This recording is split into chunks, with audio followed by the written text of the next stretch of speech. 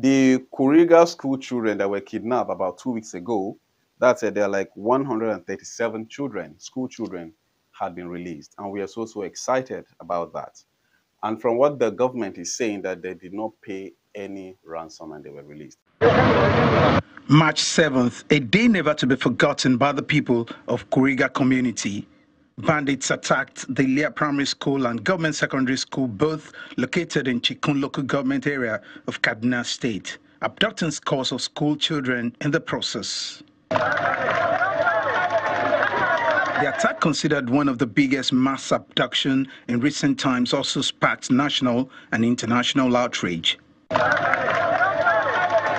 In the aftermath of the incident, a teacher from the school had told Governor Basani during his visit to Kuriga community that over 200 children were abducted and taken to an unknown destination. Determined to rescue the abducted school children, Governor Sani, in collaboration with security agencies, swung into action, and 2 weeks after, their efforts paid off. The children are rescued in the early hours of Sunday in neighboring Zamfara State through the joint efforts of the military and local authorities. The military authorities, however, put the number of abducted students at 137, comprising 76 females and 61 males, all between the ages of 5 and 15 years.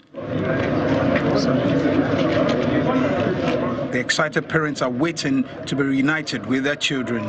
I'm here in the government house to receive my child as the government called us to see our child. But we are here even though we've not seen them, but we have been assured, we've been informed by the governor himself that these our children are with them. They are taking care of them. By tomorrow, they want to do some, they want to maybe give them something. By tomorrow, after treating them, they'll hand over the children to their parents. My daughter is just 9 years old. We've been feeling very bad. Very, very bad, because we cannot expect a small child, 7 years, 9 years, 10 years, in the hands of bandits. How, no food, no drinking water. So how do you, in fact, you have to feel very, you just have to, how will you feel if it's your child?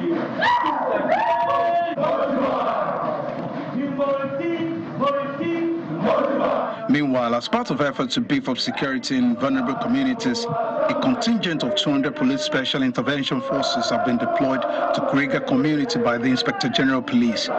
They were received by the governor at the government house ahead of their deployment. I'm happy that they are back home now.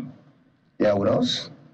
And police have played a major role in bringing these children back home. I want to thank the IG. I want to thank all the security agencies. I want to especially thank President Bola Tinubu. To the parents, to the community, we congratulate them as well. And we appeal to them that they should accept them. And these children need to be treated very well because of what they passed through. And they need to go back to school as well. Although the mass kidnapping of students in the northwest geopolitical zone has reduced in recent months, the Kuriga abduction is a wake-up call for the government and security agencies to put more boots on the ground, especially in vulnerable communities where most of the attacks take place. From what the governor of Kaduna State said, he said it doesn't really matter if they paid the ransom or not.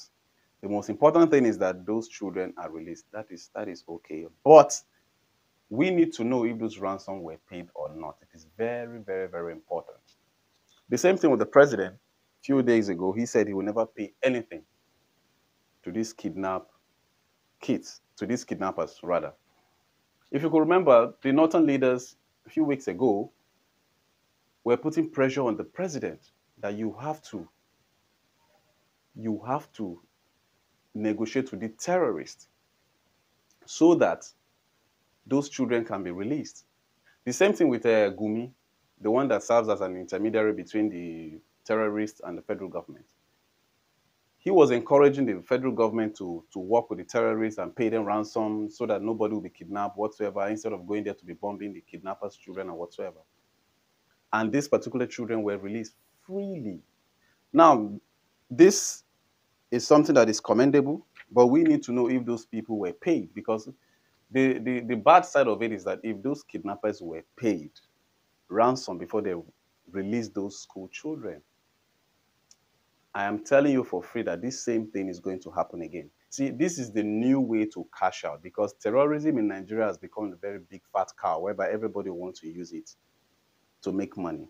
And I'm telling you for free, you see the northern elites, some of the religious leaders, and even some of the traditional rulers, and even the politicians in the north, they are benefiting from all these things that is happening, because there is no way, even there's this particular message I saw, and I was meant to understand that General Abacha said it. He said any insurgency that lasts within 24 hours, the government is involved in it. And because that is their new way of stealing money so that nobody is going to see anything. Yes, that's their new way of stealing money. Because obviously when you're stealing money, after your tenure or whatsoever, the EFCC will come for you. You understand me? Well, that will be a story for another day. But with this particular one, it's going to be on record that X amount of money was paid to the terrorists before these children were released. So it's a new way to steal money from the purse of the government.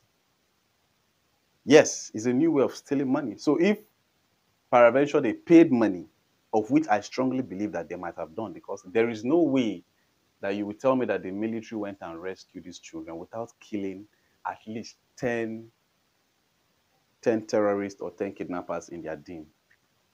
That is not possible. There is no way that these children will just be released peacefully. No pin touch them. You know, that actually proves a lot of this. I'm saying that a lot of these northern elders you're saying, a lot of them are very wicked. They are using the disadvantage of the fact that a lot of youth in the north don't really know what they are doing, because if they know what they are doing, they will expose them and they will deal with them, and all this thing is going to stop. You understand me? Because these kidnappers, they don't go to some of these private universities, and even some of all these elites, their children go to school abroad. So these are the things that we need to understand. The country is so messed up. There is no way that you will tell me that no money was paid. How did you guys do it? How did you guys do it? It's very, very important. We need to know, because we don't want the same thing to repeat itself again. That is the most important thing. Now, imagine if I'm a father living in Kaduna with this kind of situation. Definitely, I would not want my daughter or my son to go to that school anymore. Not even that school, any other school. I wouldn't want. You understand me? Now, you see, that is one thing about some of these northern elites. They are making the region to be more poor. The level of illiteracy will increase because there is no school. They will make the whole place more poor because they are stealing their resources, thereby making them to be more illiterate, so that they can use them during election the more. But these are the things that the educated youth will not want to sit down and understand, that these people are cheating them. And at the end of the day, it is their children, the children of the elites, that will still come and rule them, and that continues. I hope these people will have the mind one day to change their attitude. And there is no way they will tell me that no dime was given. I hope this will sink into your head.